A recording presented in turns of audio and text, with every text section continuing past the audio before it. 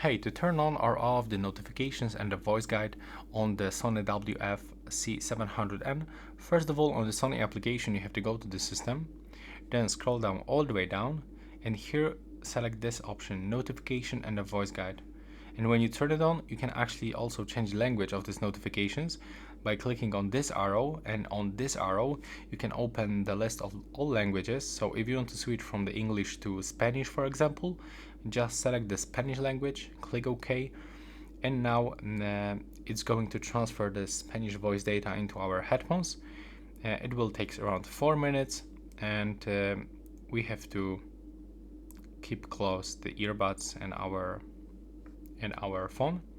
So click OK, and as you can see in my case, I'm unable to do this because I have to not enough battery. It's the 50%, so you have to charge it above the 70%. And right now, please subscribe to my channel, and that's all. Bye bye.